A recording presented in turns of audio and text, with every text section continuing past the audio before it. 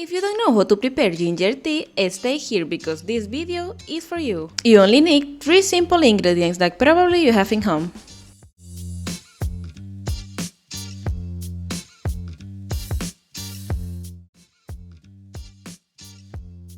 In my case, I'm peeling the ginger, but if you don't want to do it, you don't need to do it. You can only wash very good the ginger and chop. If you decide to peel it off, you can do it with something like this, with a knife or with a spoon.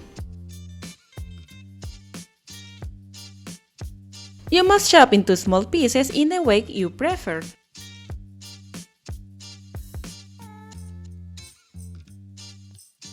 Later, you need a pot to cook the ginger. I'm using half liter of water. Now I will use spices, clove and cinnamon. I use them because I feel like the flavor of the tea is better, but if you don't want to do it, there is no any problem. But I recommend you to use it because it's more tasty. You need to boil the ginger for 10 or 15 minutes. Usually I turn off the stove after 10 minutes. And later I keep the pot there for 5 more minutes.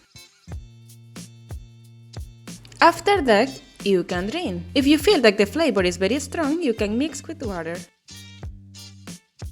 If you are liking the video, don't forget to like and subscribe. Every like and subscriber motivates me to keep creating these videos for you. The ginger already has vitamin C, but you can add additional with the lemon. If you are going to save the tea, I recommend you don't use lemon, because in the next day the flavor is a little different, so it's better use always fresh lemon. In general, the ginger is really good because may help with weight loss, lower blood sugar, can help through indigestion, reduce menstrual pain and help lower cholesterol levels.